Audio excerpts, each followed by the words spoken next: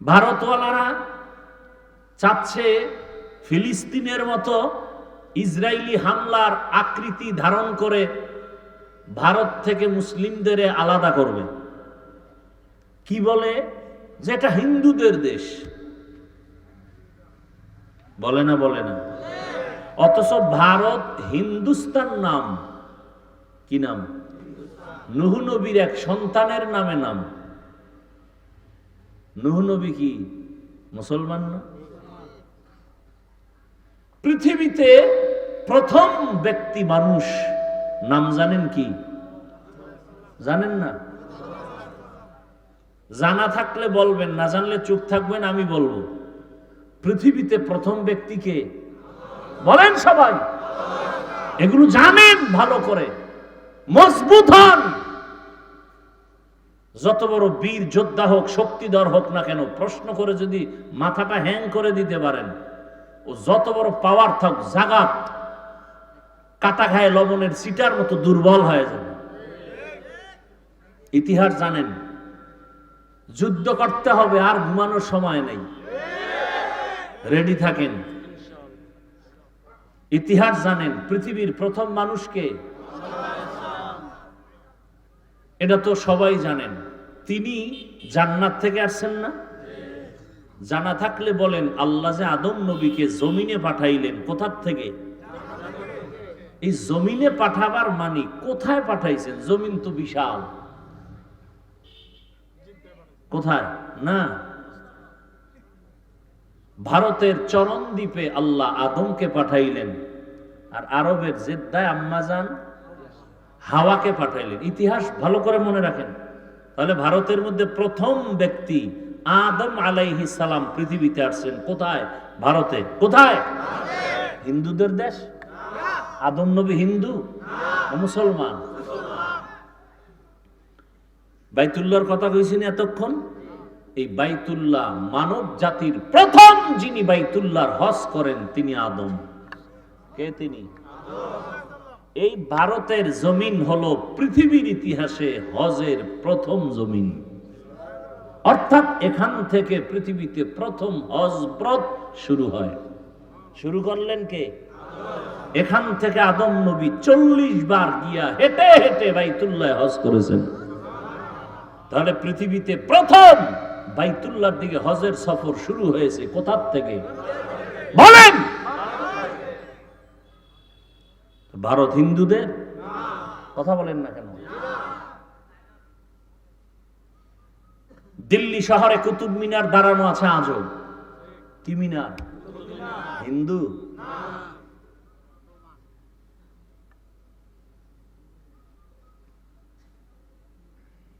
মোগলদের ইতিহাস ভুলে গেলে চলবে না। এই ইতিহাসগুলো পড়েন। বই কিনবেন না, মোবাইলে সার্চ দেন, মোগল সম্রাট কারা? বাদশাহ শাহজাহান। তাজমহল আসেনি ভারতে? হিন্দুদের? কি আজীব কথা।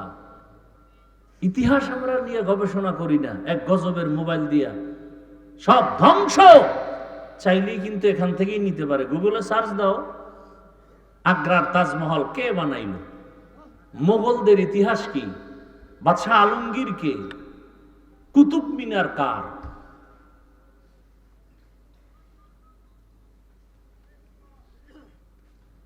ইতিহাস। স্পেন জমিন আজকে আজান বন্ধ, অথচ সেই 800 বছর স্পেন জমিন শাসন করেছেন লাগাতার মুসলমান।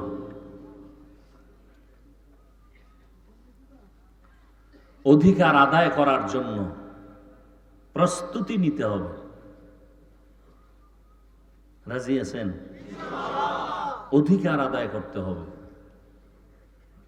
আমরা নারীর বিরুদ্ধে না, বরং নারীর অধিকার আদায়ের জন্য আমরা কথা বলতেছি।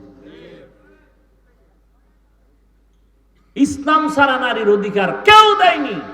যারা বলে দেয় নাই, ইসলাম দেয় নাই, ওরা এই জমিনের চরিত্রহীন, ওরা নারীর দুশ্মন। হিন্দুদের ধর্মের কিতাবগুলো খুঁজেন, নারীদের উপরে জুলুম। খ্রিস্টানদের ধর্মের কিতাব খুঁজেন, নারীদের উপরে জুলুম। ইহুদিদের ধর্মের কিতাব খুঁজেন, নারীদের উপরে জুলুম। একমাত্র ইসলাম নারীর উপরে ইনসাফ শুধু না, এহসান করেছে। ইনসাফ না কি? এহসান।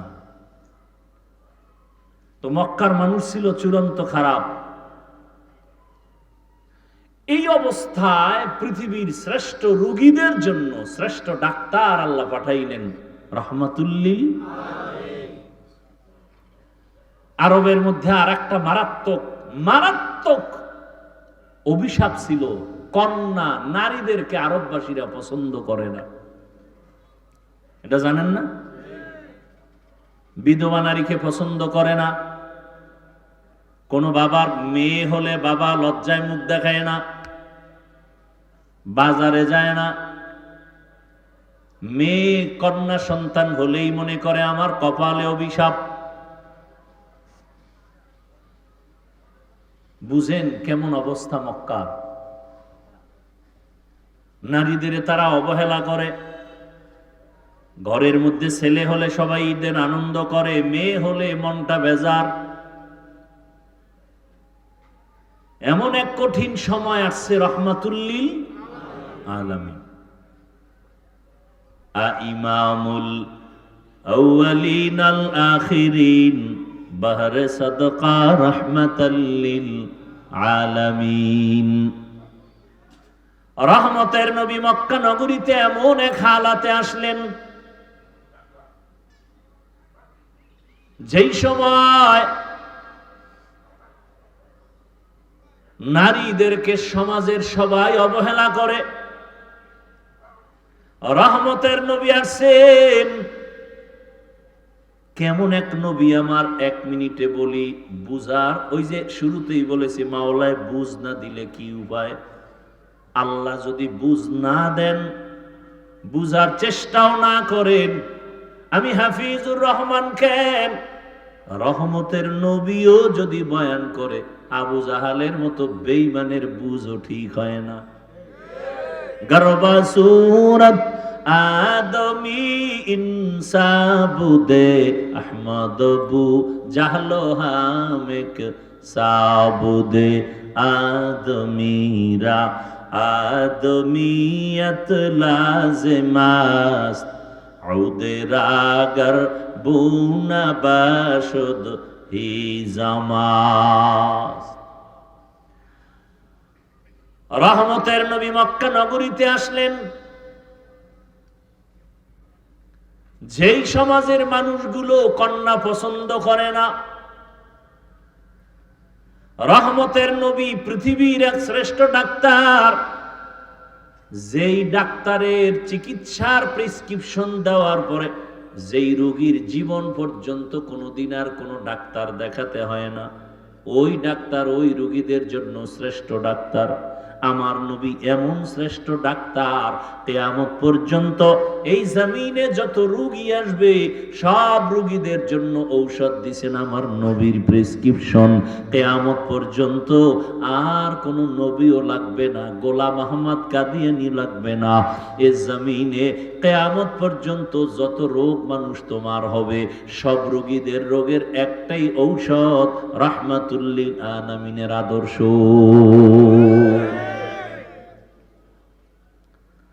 কিয়ামত পর্যন্ত আর কোনো ঔষধের প্রয়োজন নাই। কেমন নবী! জমিনের মধ্যে আমার রহমতের নবীর মতো শারীরিক শক্তিওয়ালা আর জমিনে দ্বিতীয় কোনো ব্যক্তি নাই। জৈবিক শক্তির দিক থেকে নবী আমার শ্রেষ্ঠ। শ্রেষ্ঠ যত দিকেই তুমি আঙ্গুল দিবা সেদিক থেকে আমার নবী। জোরে বলেন।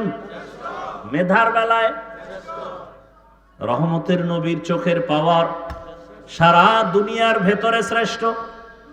রহমতের নবীর মেধা, রহমতের নবীর দৈহিক গঠন সারা দুনিয়ার মানুষের মধ্যে শ্রেষ্ঠ। কেমন মায়ার নবী আমার! মানুষ অনেক সুন্দর, অনেক সুন্দর, আমার নবী কেমন সুন্দর যে বয়ান করিয়া শেষ করা যাবে না। রহমতের নবীর আখলাক কত সুন্দর। যেই নবীকে এক নজর দেখার জন্য গর্তের পিপিলিকা অপেক্ষা করে, যেই রহমতের নবীর চেহারা মোবারক দেখার জন্য গর্তের সাপ অপেক্ষা করে। কেমন মায়ার নবী আমার!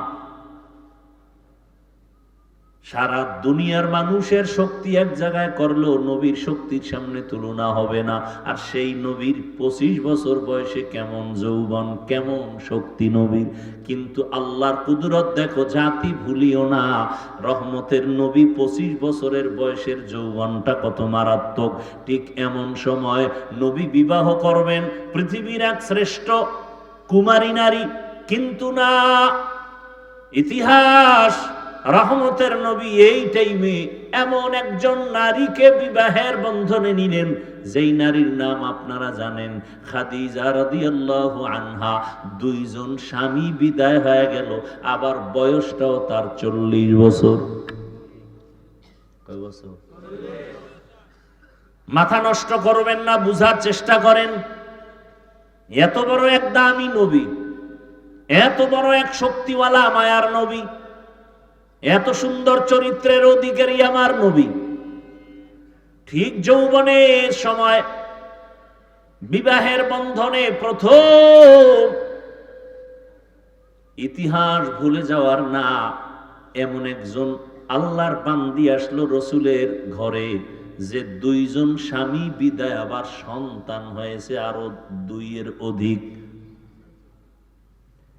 তৃতীয় স্বামী হিসাবে রহমতের নবীকে নিলেন, আবার বয়সও সমান। কার? 40 বছর। কার? আহা, নবী এমন কেন করলেন, আর আল্লাহ করাইলেন কেন?